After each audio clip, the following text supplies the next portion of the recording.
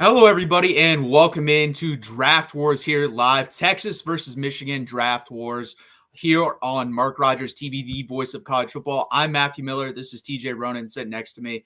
We're on the Texas and Michigan channel today. Please hit that like button. Please subscribe down below. And we have some homework for you to do. Besides that, if you're going to go to a game this season, go to ticketsmarter.com and type in code BIG for $10 off a purchase of $100 or more. Or if you buy a couple tickets nowadays, it's going to cost you more than that. So $20 off a purchase of $300 or more is Big 20. TJ, how are you doing today? I'm doing great, Matt. Glad to be here. Looking forward to the discussion.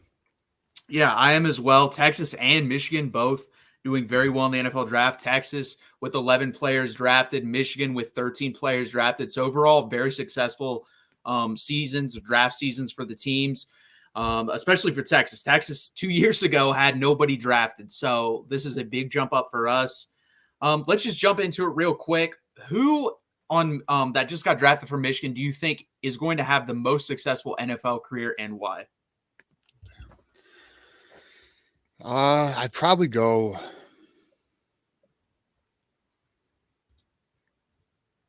It's a toss up between Sanderson and McCarthy. I'm gonna go with McCarthy because mentally he's built for it. I think McCarthy can be a very good quarterback in the NFL. I don't know if he'll ever be a top 5 quarterback. We'll see. But I do think he has the potential to be a top 10 quarterback in the NFL. I would second it with Sanderson. I think Sanderson is built very well for the NFL. He's going to transition very well in the nickel position. So those two, I know you asked for one, so I'll go with JJ. No, you're good there. Talk as much as you want about either one, honestly. But okay, I gotta come clean. I know you've seen my stuff, but I don't know if you've seen. I'm not a big fan of JJ McCarthy. I haven't been a big fan. I'm not saying he can't do it. I'm just saying there's a lot of similarities to me with Justin Fields, and I saw with Justin Fields in the NFL. They're both very athletic, both pretty good arms, but the accuracy on certain throws isn't there to me. But I will say this: he went into the absolute perfect situation. So I don't hate that. There was like one or two teams that he could have got drafted to, and I could see him having a legit good NFL career. And that was one of them. You have Kevin O'Connell there with the Vikings. You're indoors. You're playing with the best wide receiver in the NFL. So I'm not in love with JJ McCarthy, but I could definitely see him succeeding now. But yeah, I had to come clean on that because I've been getting a lot of hate from Michigan fans on that. No, that's cool. I would disagree with your Justin Fields comparison because the problem with Justin Fields is he can't see the field, right? His vision was very poor. That was even confirmed by the coaches by Chicago. He looked lost out there. His eyes, he couldn't identify the play. The game was a little too fast for him. With JJ, he's actually really good at seeing the field. The issue with JJ, and a lot of people critique JJ. It's not the fact that he's doesn't have the skill set or he's not talented, because he is talented. He does have the skill set. He's a dual threat quarterback with a very strong arm and extremely good accuracy. If you look at the numbers throughout college, he's in the 70s. So, he should, I think, and also like what's severely underrated with JJ is his ability to read a play and then improvise. So the knock on JJ is not JJ the quarterback, it's the system he was in. Right. So that's in the reality is, like Minnesota, Michigan was built to give him a supporting cast where he wasn't asked to always be the guy. But there were times throughout the season, if you watched every game, where he did sometimes have to be the guy. Against Penn State's what a lot of people remember, where we decided to just evolve the play, the game plan and run it like 30 straight times. Right.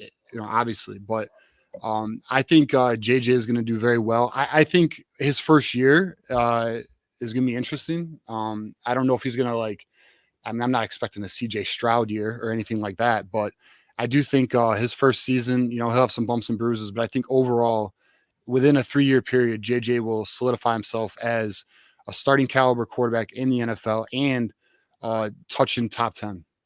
Okay. Yeah. I don't hate that take. I was always in the camp of for somewhere between 17 to 22 range. Honestly, I just didn't see the high end talent that I see from other quarterbacks in the NFL. Don't get me wrong, great athlete, stuff like that, but I just don't see the arm strength on an on a week in and week out basis. He did have it at Michigan. The only issue with me is, can I see that in a larger sample size? That's literally the only thing I need to see.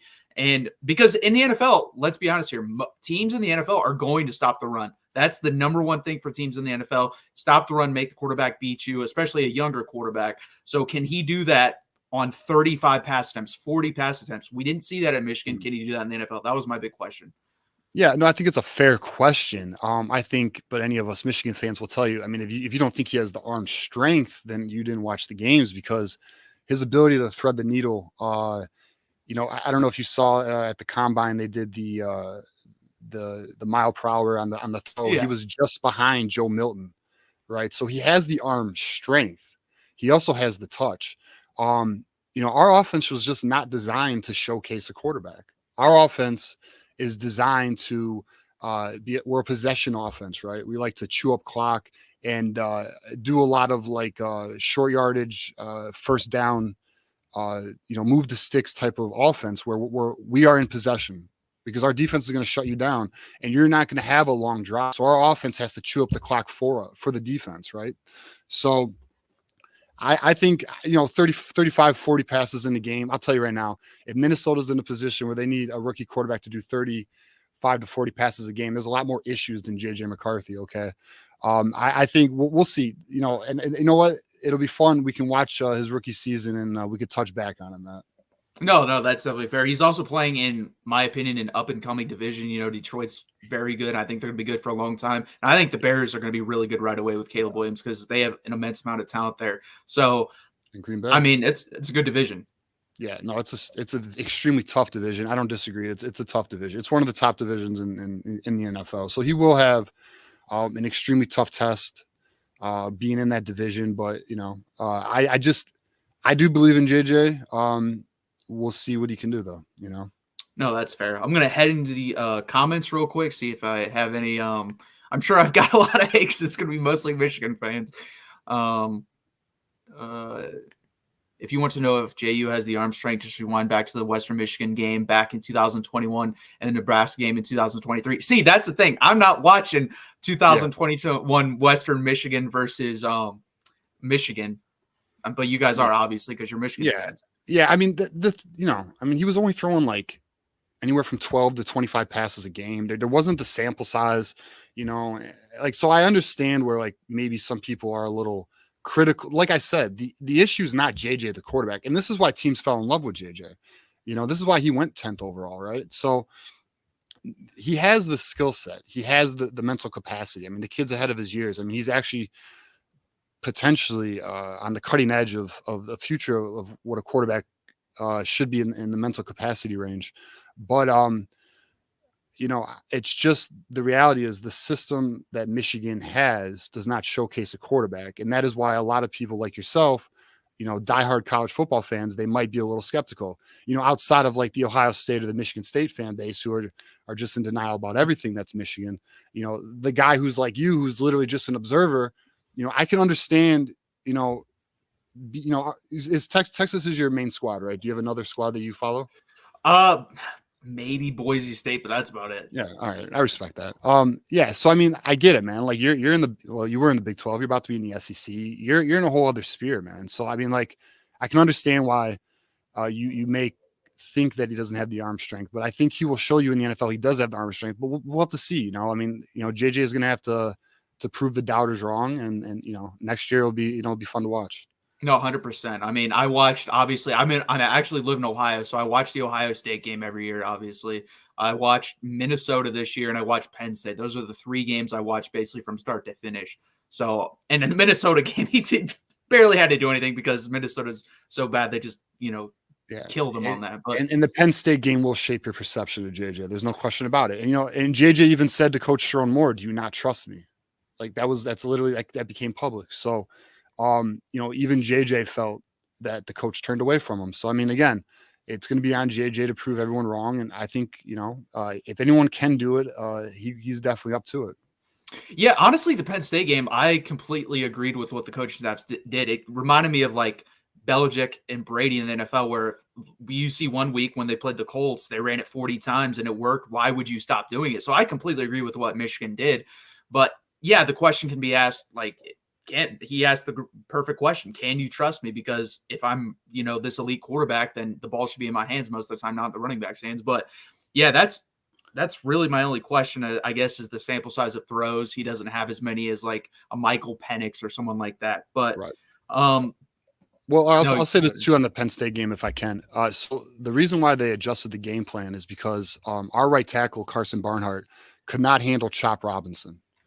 Okay, so when and if you watch the Penn State game, the first couple series, Chop yeah, Robinson was getting a step on Carson Barnhart, and he was throwing off the entire play. And we would have been in a much worse position if we would have continued that game strategy. So that is why they adjusted it. It was not a JJ problem; it was a right tackle problem. And eventually, through later in the year, when Zach Zinner got hurt in the Ohio State game, they moved Carson Barnhart to right guard, which is more of a natural position for him. And the offensive line was much better at the end of the year, even though we lost our best offensive lineman, because Carson Barnhart was in his natural position. And then Trente Jones took over at right tackle. And as you can see, we made our way to the national championship because our offensive line was actually better at the end of the year. No, I actually, yeah, I was going to say that as well, because I remember when he got hurt, they had to shift everything and you guys ended up being better that way. So that It was. I mean, you guys had a really deep offensive line room last year, and it's probably only going to continue. For me, I'll answer that same question. Who do I believe in the most? It's honestly down to the two wide receivers for me. Mm-hmm. They got drafted in like perfect situations. I mean, Xavier Worthy in Kansas City they're just going to roll out that Tyreek Hill playbook with a guy that's just as fast and, in my opinion, a better route runner. That's the thing that people do not understand about Xavier Worthy. Go watch the film. The guy is an elite route runner, and they want to point to the Washington game the past couple years with Jabbar Muhammad kind of locking him up. Well, he played one game with a broken left hand and one game on half a hamstring. So I didn't expect him to especially on a hamstring. If anyone's ever had a hamstring injury, you cannot cut with a bad hamstring. So he was basically a deep threat only in that game. I think he's going to be fantastic with Kansas City. And then AD Mitchell falling as far as he did, there were some reports, and I'm glad Chris Ballard called him out, basically saying some bullshit. It was bullshit reporting. And why was it out there? And he defended AD Mitchell about his character, which any text, like the first thing when AD came in, they were asked about that. And AD had great character, according to Steve Sarkisian and other guys. They said he was actually just like a bright spot in the room. He lit up the room when he walked in. So I think he landed in a great situation. Another knock. The Lions were in. They were looking for an X wide receiver. So I was actually looking at Donnie Mitchell, and some of the knocks that I read about him was he was not the best run blocker, and his effort wasn't always there every play. So, like, for example, the Lions, they wouldn't draft a wide receiver who doesn't have that mentality. Yeah. So, I mean, if that's the knock on Adani, I think that's why you saw him drop. But I mean, I agree with you that going to Indianapolis with Anthony Richardson, man, and who's the other one? Michael Pittman. And Josh Downs. Yeah, they got a pretty nasty. I agree with you. I think that is a good fit. I also agree Xavier Worthy in Kansas City should be pretty damn interesting with Andy Reid and Patrick Mahomes. So, yeah, I agree. Those are great fits for them. Just like JJ to Minnesota. We got lucky on that, to be honest. Like those fits for our guys. No, 100%. I mean, you have one of the best offensive minds in the history of the game, and Andy Reid getting Xavier Worthy, and they want him there. Like Patrick Mahomes was, after the combine, was basically saying, "I want this guy." And then AD Mitchell with Shane Steichen, you saw what he did with the Philadelphia Eagles and Jalen Hurts when he was the the offensive coordinator. And then Anthony Richardson, to me, played pretty well when he was healthy. That's his only issue. So indoor. Those three wide receivers and Anthony Richardson behind a really good offensive line with a good offensive play caller and Shane Steichen as your head coach, I think they ended up in great situations. So I'm going to turn it over to the opposite side. Who do you think landed in the worst situation and is not going to do well? From Michigan? Yeah. Okay. I wish you threw this at me earlier. Let's see.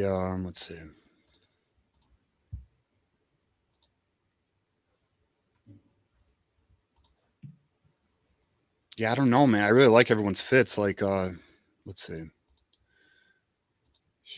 I mean, if I had to pick one, and I'm not in love with my selection here, Michael Barrett in Carolina, simply because I think Carolina's a dumpster. And I don't think Yeah. he's going to, I just don't think he's going to be utilized or developed properly. I mean, to be honest, I don't even know if the head coach will be there in 2 years. It's one of those situations. They have a franchise quarterback that I don't even think they believe in anymore. So it could be one of those situations where you're drafted to a team where the environment, the complete opposite of what we were talking about with the other guys, you're in one of the worst places you could possibly be in, and you're probably going to lose a lot, So I would say probably Michael Barrett to Carolina is the worst selection. No, that's fair. Yeah, for me, I guess I would have to go with Christian Jones, kind of in a similar situation. I don't think Arizona is a good fit just because Jonathan Gannon over there is an offensive-minded coach, or he is or a defensive-minded coach, sorry, and you're an offensive lineman, and it's hard to guard for someone like Kyler Murray. Kyler Murray, first off, is short, so he wants to scramble and get out of the pocket, and those guys are really, really hard to protect for because you don't know where they're at, how long they're going to have the football, and any of that. And Christian Jones struggles with speed rushing, and that he's going to get so much of that. Like if someone wants to bully him, it's not going to happen. But the attack off the edge speed-wise is going to bother him, and I think you're going to see that early on, especially, again, with Kyler Murray being your quarterback. So Christian Jones, I think, landed in the worst situation, and it's weird to me he fell to the fifth. There were multiple guys mocking him in the middle of the third round, and honestly, at the beginning of the process, I thought, yeah, fourth or fifth round. Then his combine where he was mocked, I thought he was going to be up higher than that. So fortunately, he does fall pretty low, and then it's just I don't think it's a great situation. Yeah, it was a deep offensive line class. I mean, we had some guys fall too that I was surprised to see, fall to where they fell. I would say, looking at your draft, I think Jonathan Brooks is in the worst situation because Yeah. you got Chuba Hubbard, you got Miles Sanders, so you have a loaded backfield, and not only that, they have a piss poor rushing attack with, again, Bryce Young, who is not a quarterback who's going to make a defense honest. So we'll see. I don't know. Arizona's an interesting team. They got some talent, but we'll see. I'd probably go Jonathan. I guess I just hate Carolina, so maybe that's my problem.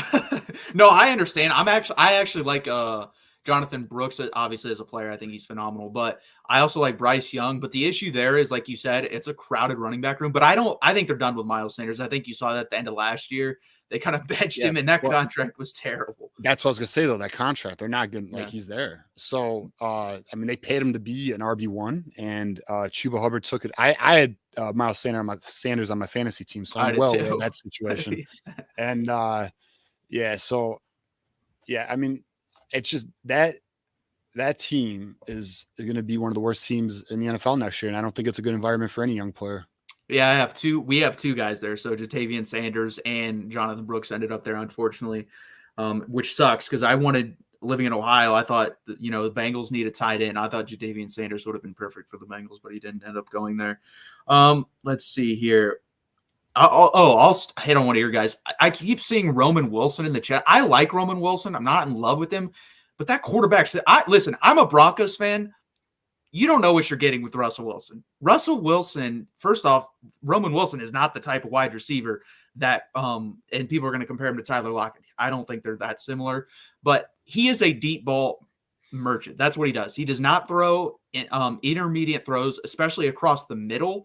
He doesn't even really check down that much. It's deep balls or nothing, and that Russ magic is not there. And then if he fails, you're getting Justin Fields at quarterback, who I don't think is very good. So I actually don't like that situation. I'm actually high on Roman Wilson as a player, but I just don't like the fit there in Pittsburgh. So I actually do like the fit. I understand what you're saying with Russell Wilson, but the reason why I like the fit is this. For one, Pittsburgh's defense is nasty. Yes. Pittsburgh's running game is pretty strong. It's not mind-blowing, but it's still a strong rushing attack. You have Mike Tomlin, who's one of the best coaches in the NFL. And don't forget, there is Justin Fields, who I did just critique about his inability to see the field.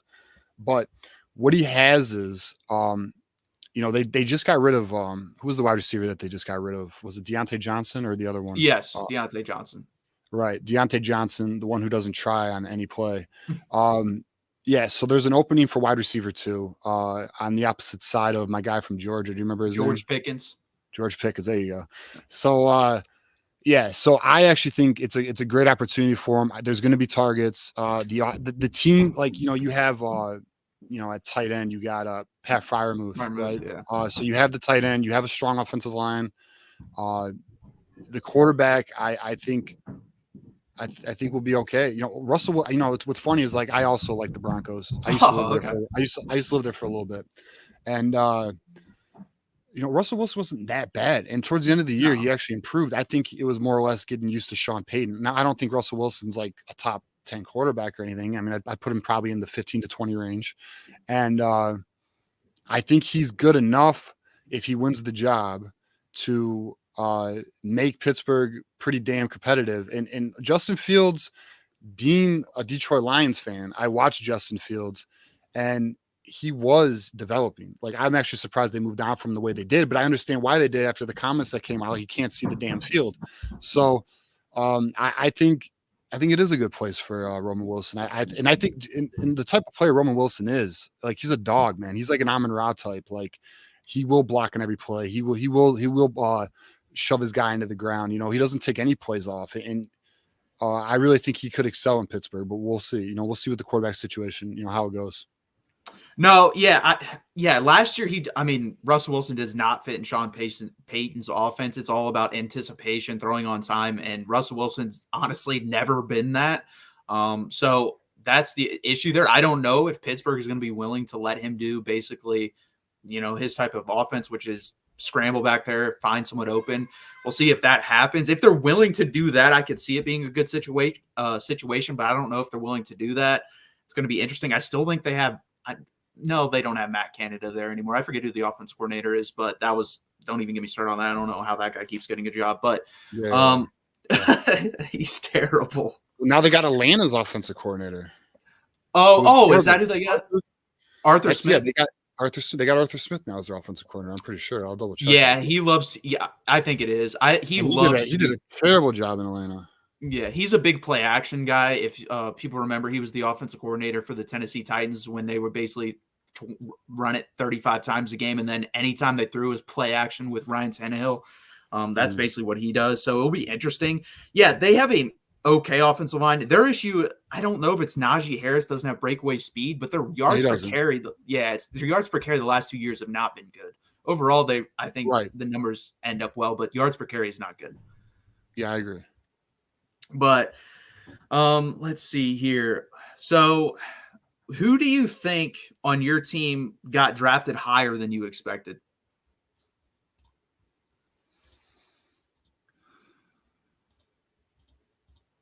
I know. Honestly, I'll be honest, man. Not really anybody. I thought more people got drafted a little lower than I expected. Like, I thought JJ would go first round. I thought he had the chance to go number 6.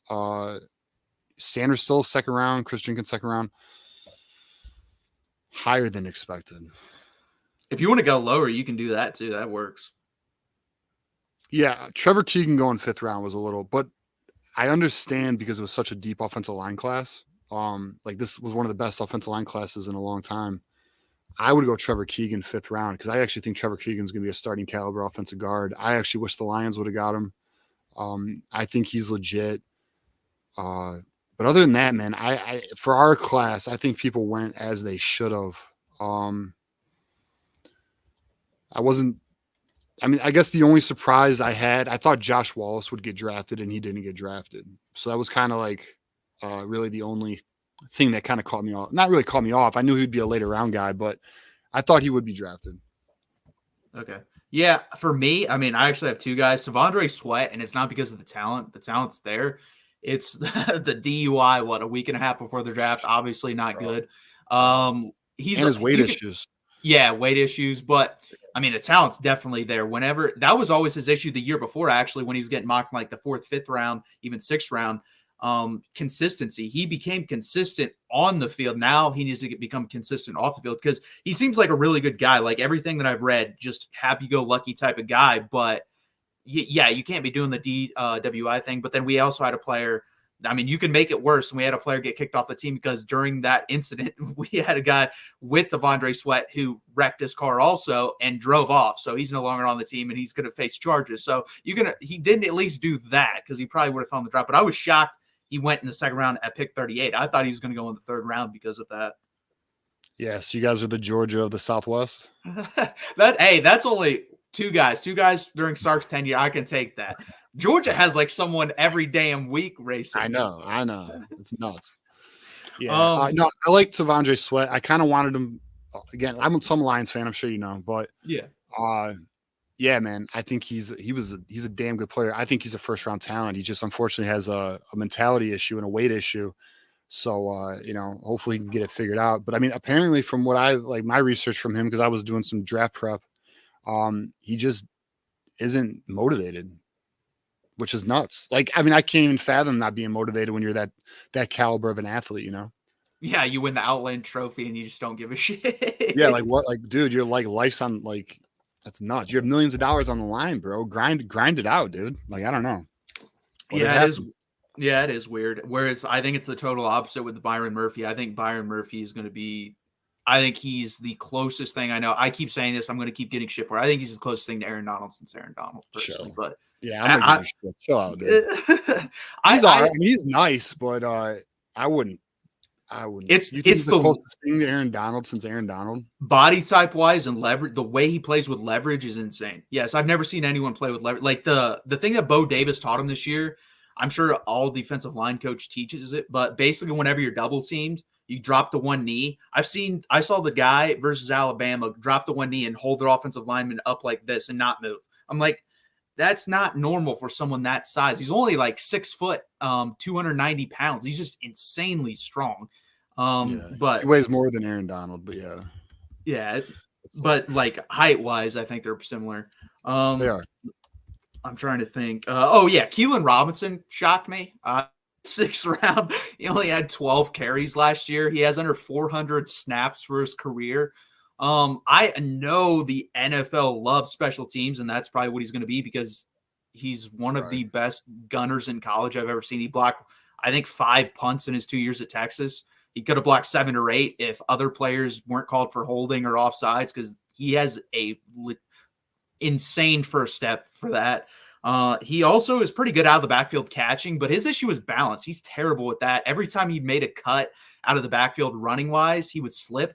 But he is also very fast. So I think that's why he ended up getting drafted in the 6th round. That just surprised me that he went that high, especially ahead of someone like Jordan Whittington and Ryan Watts. I think Jordan Whittington, by the way, getting drafted by the Rams is going to have a really good career there. He's the total opposite of what the concerns were with A.D. Mitchell. That guy will give you his life on the football field. He does not give a crap. He was definitely our hardest working player on offense. And I mean, just for anyone that didn't see it, I'm sure you did. If you're a diehard college football fan, go to the TCU game. Quinn Ewers throws an interception and Jordan Whittington gets up and runs, hustles down. This guy's going to score a pick six, tackles him, causes a fumble. And Xavier Worthy, who actually was the intended target, got up too and ran back and recovered the fumble. So that's like the difference that I've seen in Texas. And Jordan Whittington is like the perfect example for that.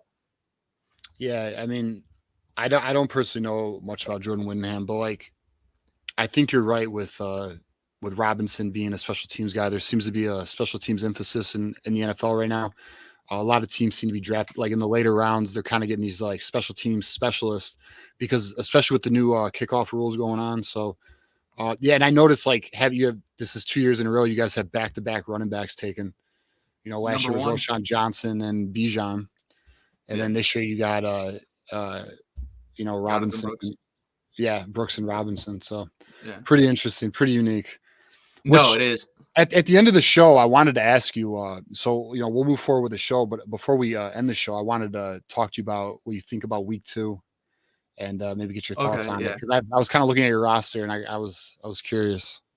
So it's so hard to tell because if you would have asked me this question last year, the up the middle was a question for us because you had Tavondre Sweat, who was inconsistent. Byron Murphy, we all knew had the talent. We just didn't know if he'd play up to it or if he was fully developed yet or near his development. And then they both hit and they both had Pro Football Focus grades of 90.5 or better. So I'm like, okay, we're probably not going to do that again. We're not. I think Alfred Collins has the talent to be just as good as both those guys. I mean, Chris Ash, who I respect, I think he's a good defensive coordinator, came in and he was asked, like one of the first practices at Texas, is there anyone with special talent here reminds you of anyone you've coached? He said, yeah, Alfred Collins. He reminds me of the Bosa brothers and Chase Young. And I'm like, okay, where the hell did this come from? I know he's a high 5-star recruit, but he's really never had any production. So if he can finally live up to those standards, that changes this whole dynamic on defense for me.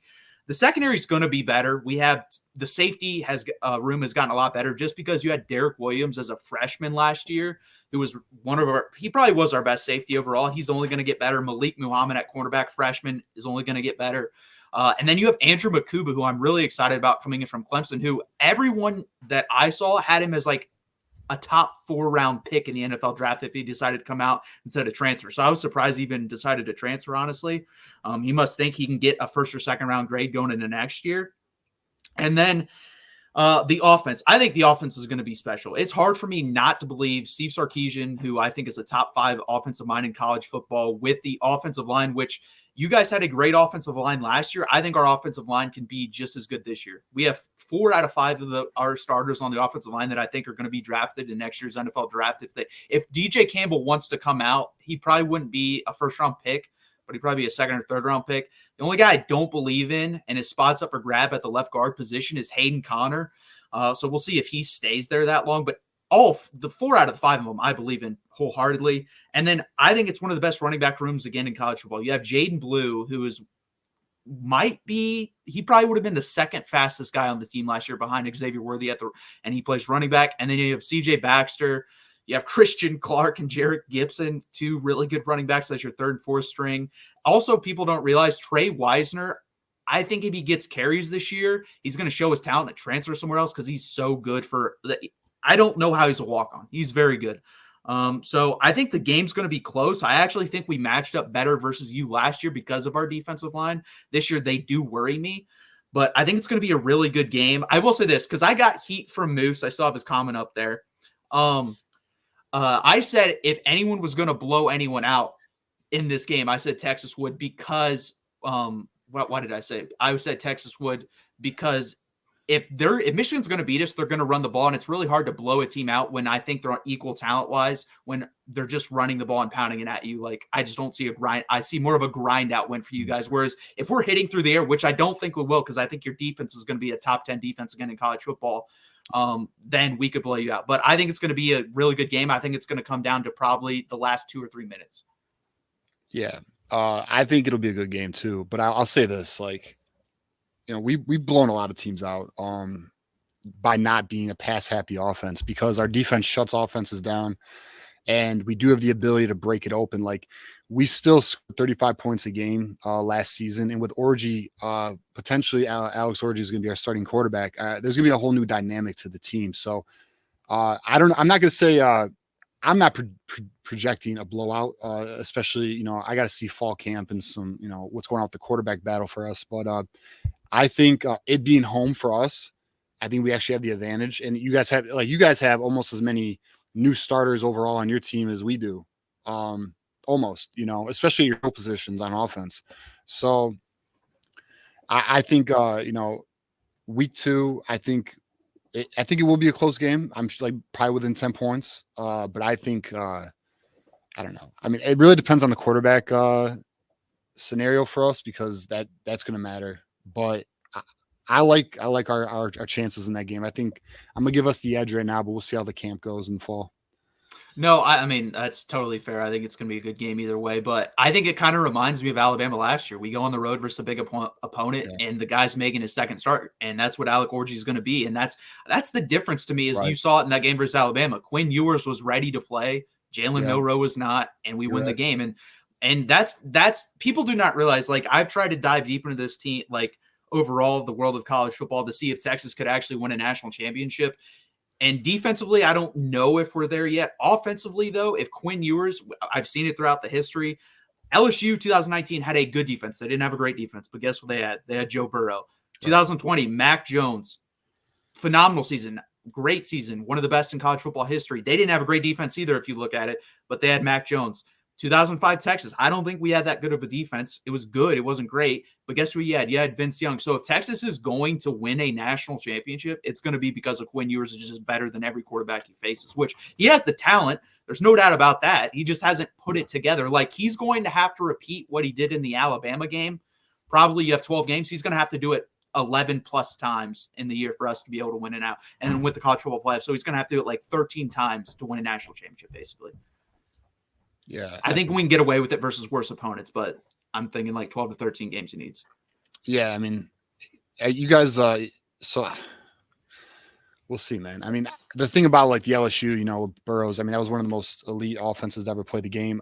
I mean, we'll see. I mean, I think you guys are gonna be a playoff team. I wouldn't, you know, and we'll see what the hell that means, because now we got the 12-team playoff, and no one really even knows the dynamics of that, or how important home field's going to be during the playoffs. So I mean, anything can maybe happen. I don't know. We might get some March Madness type of upsets. You know, we'll see. But yeah, I think you guys are a good team. I mean, how do you feel about your wide receiver position? So I don't think we're not going to replace two quality like top end wide receivers. Like if AD Mitchell blocked, he would have been a first round pick. I think he was the fourth. Like if you're just going based on pure talent, I think he was the fourth best wide receiver coming out pure talent wise last year's draft. But I don't like high end the high end comparison, but I think we're deeper. Like I think our sixth wide receiver this year is going to get playing time, whoever that may be. I mean, we have Isaiah Bond. I think Ryan Wingo, the 5-star from Missouri coming in, he's already being talked about like the next Xavier Worthy type. He's not obviously the speedster like Xavier Worthy is. He's actually be more comparable to AD Mitchell. He's going to bowl out this year. I'm pretty confident in that. I think Matthew Golden from Houston is a guy that I'm super high on. I actually think he's better than Isaiah Bond. Especially returning game wise. He had 2 touchdowns in the kickoff returns last year in 7 opportunities. I'd say that's a pretty good percentage. And then with Jeff Banks being our special teams coach, I think he's one of the best in the country. So I like our group overall, but we're not going to have like, if you put Xavier Worthy and AD Mitchell in this group, they're still the number 1 and number 2, but I think 3 through 7 is better than what we had last year. Okay. Yeah. I think if we can take advantage of you guys, so that's the thing too. It's so early in the season, but you do have experience with the Alabama game. You know, that's a good point. But I think with your new offense, you know, your new skill position against our defense, which is complex as hell. You can ask Ohio State. This is why they have trouble all the time. They literally cannot figure out our coverages because it's just so complex. But you know, and as you saw Washington, right? I mean, Washington was unable to really get that offense going. Well, we still that defense is, even though we lost our defensive coordinator, that defense is going to transfer to under Wink Martindale. So I feel pretty good about it. But I'd be a lot more confident if our QB situation was settled. Yeah. If you had JJ McCarthy, I think you'd win by like 10 points. Oh shit, dude. Yeah, I'd be like back-to-back champ type thing right now. But we'll see. I mean, I just got to see how fall camp goes before I get a little too confident on it. So I'll stay reserved and humble. Well, and the thing is too, people, it's kind of like the Alabama thing. Texas was worried after week 1, then you go play Alabama because we didn't play that well in week 1. But it was pretty clear Steve Sarkisian used the whole offseason to plan for Alabama and said, yeah, we don't care about Rice. Just go out there and have fun. I think he's going to do the same thing for Michigan. I think we're not going to look that good versus Colorado State. We'll still win by 3 touchdowns. And then you're going to see all this stuff come out. And I was like, wow, why didn't we see this versus Colorado State? Well, because you don't need to see it versus Colorado State. And that's the thing you're giving, in my opinion, like if I actually had to rank it, I think he's the second best offensive mind in college football behind. I think Lincoln Riley's still the best. Yeah, I was going to say, what about Ryan Day, man? Even though I don't like the guy. I mean, he's pretty damn good. Kalen DeBoer is pretty good. I got to see a little bit more for him. More. You want to see him do it at Alabama. Okay. Yes. If he does it at Alabama, yes, I'll put him over Steve Sarkisian. But Steve Sarkisian, I mean, going back to USC, the quarterbacks he's coaching, he put Matt Castle in the NFL when Matt Castle never played or started a game for USC. That's how crazy that is. But I do think with 6 months to prepare, whatever it is, 5-6 months, I think you'll have a pretty good game plan. I'm not concerned about that. All right, let me ask you this: if Sarkisian's, and I listen, you know what he's done at Texas is good. Like I'm not, you know, he's fucking actually made Texas relevant again. But why if he's on this elite caliber, right? Why did he adjust his game plan against Washington? So, yeah, I mean, I don't disagree with that. What I hope he did learn, because what I do like about him, Oklahoma State game, for example, we didn't kick a field goal. I forget the exact situation. We didn't call a timeout to run an extra play to get more yardage, and he let it go down, and then we kicked a field goal. And he literally, first thing he said, before you ask me a question, that's my fault. That is on me. And I was like, okay, that's nice to see, because the last couple of coaches I've seen have not taken accountability when they get shit wrong. And he says that. I learn every day. But basically, this is his first job. People don't remember, he was a raging alcoholic. The dude got fired because he was blacked out at USC giving speeches. Yeah, he probably wasn't a good coach that when you're doing that. So I'm not that hard on him with this. But I want to see what did worry me in the Washington game. He said they have the first 40 plays scripted. I hate that. Throw that shit out the window, because to me, you fall in love with the script too much and then you want to stick to it. And it clearly was not working that game. And then also when stuff did start to click, when I did see adjustments, the players didn't execute. We had 2 fumbles where we were moving the ball. Jaden Blue fumbled one, and I believe CJ Baxter fumbled one when we had just crossed Washington, gotten to Washington's territory. And the game was over when those 2 things happened. Yeah, no, and I agree with you. You have to be able to adapt and evolve, which is what Sharon Moore did against Penn State. Yeah, I'm still, I don't know if I would put Sarkisian in the elite tier yet, but what he's doing at Texas is definitely respectable. I'll say that. But we'll find out week 2 how that goes. No, I don't think he's an elite coach yet, but I think he's an elite offensive mind. I think that's I'm talking about even elite offensive mind. Like okay. I wouldn't. I mean, when I think of elite, I think of like top 3, top 5. I mean, I just think I can name 3 off the top of my mind now without even who I'd put ahead of him.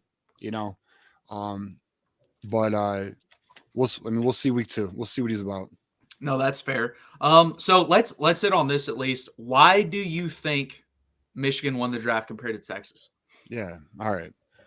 So the reason I think Michigan won the draft compared to Texas, one, we had 13 players drafted to 11. We had the 4th best draft class of all time in college football history. We had the highest player drafted, 10th overall, top 10. Texas does not have a top 10 or even a top 15 player. We have the most players drafted in the first 3 rounds, which 7-5. We have the most players drafted in the top 100 players drafted 7-5. Top 150 players drafted were 8-6. And then overall, and then if we want to look at, we're looking at the top half of the draft. If we look at day 3, both teams had 6 players drafted. So I do not see the advantage that Texas has. And look, Texas had the 2nd best draft this year. So obviously they had a good draft, but I do not see the advantage in comparison to Michigan, where one could argue it's better than Michigan's draft. No, I guess my only argument for that would be top 52 picks were 5-3. And then after that, like if you look at the hit percentage, especially, it falls off quite a bit after the 2nd round. But I do think overall, I'm not going to debate. I do think you slightly won, but it's going to be interesting especially next year combined, because I think we're going to have 2 to 3 guys drafted in the first round. I think you guys will have 2 to 3 guys drafted in the first round. With Kenneth Grant and Mason Graham. Yeah, we're going to be a top-heavy team next year in terms of draft. We're definitely not going to – I don't think we're going to touch 13. We might I don't know if we get to 10. I don't know. But we're definitely going to have Will Johnson's going to be a top 10 pick, highly likely. Freaking Mason Graham's – they're saying top 10 pick. We'll see. Kenneth Grant's looking like a first-round pick, and then we have the best tight end in the nation in Colson Loveland. So – tight ends are starting to get a little bit more valued, but still getting drafted in the first round is difficult for a tight end. I mean, look at what just happened with Bowers. So, we're definitely a top heavy team this year. So, it'll be interesting. It'll be interesting next year. I don't know how many will get drafted, but we've been like, since 2000, I think we're 3rd in all of college football behind Alabama, Georgia, and that might be it. In terms of most players drafted in the last 3 years.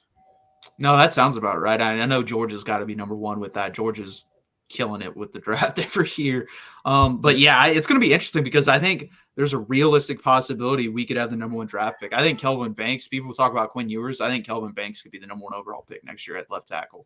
But it's going to be interesting.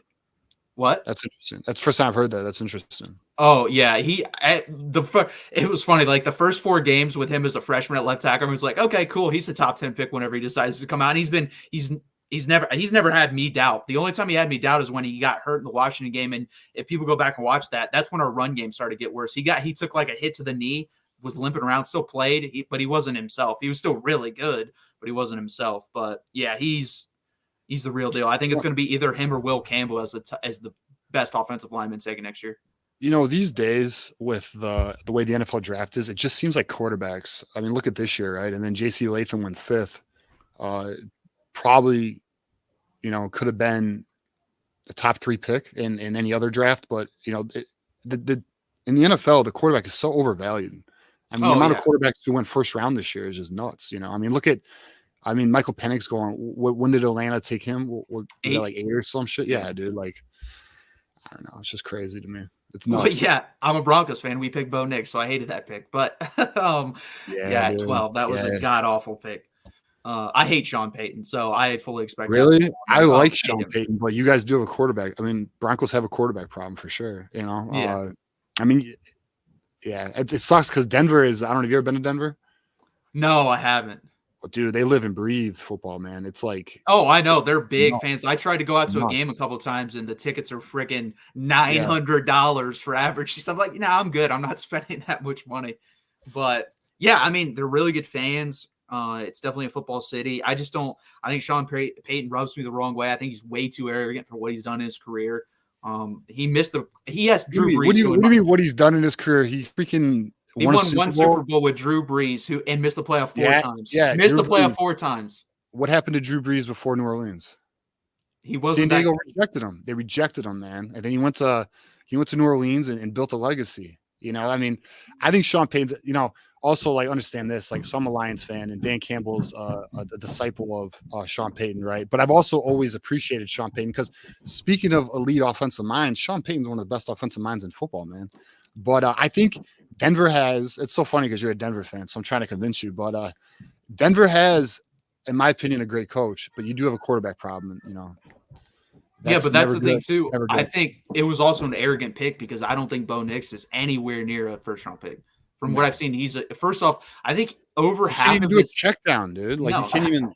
Half of his pass attempts are within 2 yards of the line of scrimmage. That does not he's not even accurate all the freaking time. He'll throw it at people's feet like when he's on the run. Like, I agree. I don't understand the Bo Nix pick. I like the Troy Franklin pick though. That's a freaking steal. Yeah, 4th round. Troy Franklin. I'm telling you right now, if you're a fantasy football fan, look into Troy Franklin. Get him in the late rounds. No, that was a good pick. Yeah, I just don't. I agree with you. Drew Brees did get better. Obviously, I'm not saying he's a bad offensive mind, but I don't think he is who he thinks he is my point. I think he thinks he's like God's gift to earth. If you listen to his press conferences, he can do no wrong. That's basically, and I hate that shit. Well, I'll say this, though. He did get Denver almost on the cusp of a playoff berth this year. I mean, you guys were at least towards the end of the year competing for a playoff spot. When the beginning of you have to say this, though, right? The beginning of the year, it didn't look good. And as the defense was terrible. As the year progressed and he adapted and adjusted and figured out what he had, the team was far more competitive towards the end of the year. Yeah, I think that honestly that had more to do with Vance Joseph on defense, though, because I mean, we got, I think, 3rd or 4th week of the season, Miami dropped 70, which is insane to say, 70 points on us. And then from there on out, he totally changed the scheme. He was basically running man the whole time. And no offense, our second corner, besides, in my opinion, I think Pat Surtain is the best cornerback in the NFL. Definitely top 3. Yeah, he's up there. I forget who we had as our starting quarterback on the other side, but he was rated by Pro Football Focus out of like 500 quarterbacks who played. He was the worst one. So you have one of the best ones with the absolute worst one, and you're running man, which made no sense. But we benched him. We started running more zone, and we played very well from then on out. But then obviously a little crumbled at the end. But yeah, we'll see what happens. I don't expect us to be very good. We're in a decently hard division. I think the Chargers are going to do really well with Harbaugh because I think Harbaugh's a fantastic coach. That's who I wanted the year before Denver to hire, but I don't think he was going to take the job. And then Kansas City, obviously. So yeah, it's a tough division. I think Harbaugh's going to have a tough first year. I think for him to instill the culture he wants to instill, I think Harbaugh's going to. I don't expect. I think they might be picking top 10 again next year, but I think the foundation is going to be laid.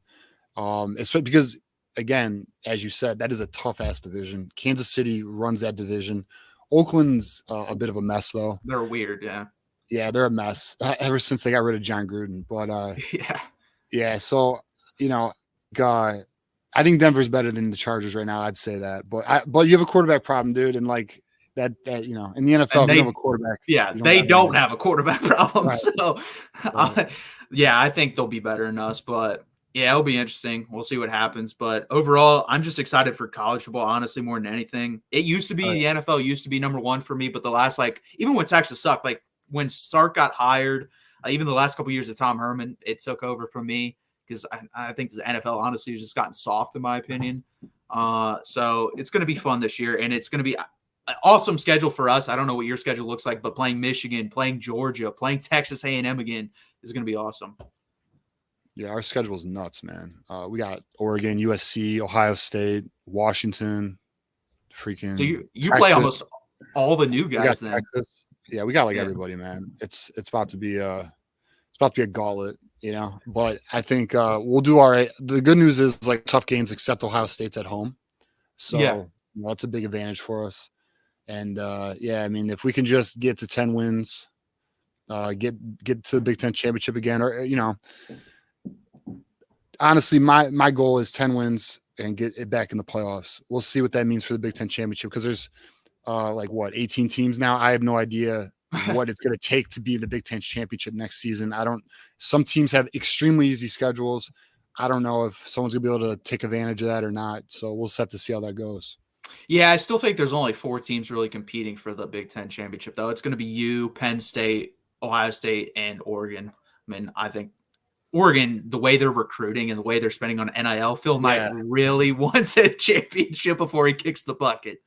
Yeah, I think Oregon's going to have a tough adjustment their first year in the Big Ten. I don't think they, playing in the Pac-12, it's not the same. Washington learned that. Yeah. There is a bit of a power game in the Big Ten that I don't think they're quite built for yet. I mean, obviously they have all offseason to fix it, but when your defensive linemen are a certain size or your offensive linemen are a certain size, I just think you're going to find, I think you're going to see Oregon slip up somewhere. I don't know who it'll be against, but that's how the Big Ten goes. There's going to be a team that just catches them on the right day. But, I think USC is a little dangerous because they have talent. It's just, can USC play defense? We'll find out. So far they cannot. It'll be interesting. And also, I don't think Miller Moss replicates anywhere near what he did in the bowl game because if people go back and watch that, it's a lot of jump balls. And you can't replicate that. You really can't. So it's going to be interesting there with the quarterback too. But yeah, I do agree. Just because of the scheme they run, if their defense can just be average, they could probably win 8 or 9 games. It's going to be interesting because, I mean, I don't know where the line is. It's going to be very interesting to see how many games you actually have to win to get into a 12-team playoff. I think right now you could probably get away with 9 if you play like an insanely hard schedule and are close in your losses, but I think that's probably the least amount. Yeah, I mean, I think it's got to be 10. I don't know if 9's going to get it. Because one group of 5 teams going to get it. Then you have your conference champions, right? So that's 6. Yeah. That's 6 spots, or would it be 5 spots? Because it's really a power 4 now. So I guess it'd be 5 spots. That's 5 spots. Then you have 7 spots up for grabs. I mean, I don't know. And it's not even that because you're going to have Notre Dame take a spot too because they're getting in. So really, only those losers. Yeah, Notre Dame. Yeah, you're right. Probably, maybe. I don't know because they always got a stupid schedule, so they'll probably get in because they only schedule like 3 tough teams every year. Yeah, their schedule's basically like the same every year, minus like 2 or 3 changes in the out of conference. Well, they're all out of conference games for them, but like, you know what I mean? Like the easy out of conference games, basically. But you're always going to play USC. Always going to play Florida State. So we'll see. But it's going to be fun. And I enjoyed the conversation with you, TJ. Guys, please hit that like button and subscribe to both the Texas and Michigan channel. This was Draft Wars live here, Texas versus Michigan. Again, please hit that like button. Please subscribe. Go over to the Mark Rogers TV channel if you haven't done that. Subscribe over there as well. Thank you guys for being here.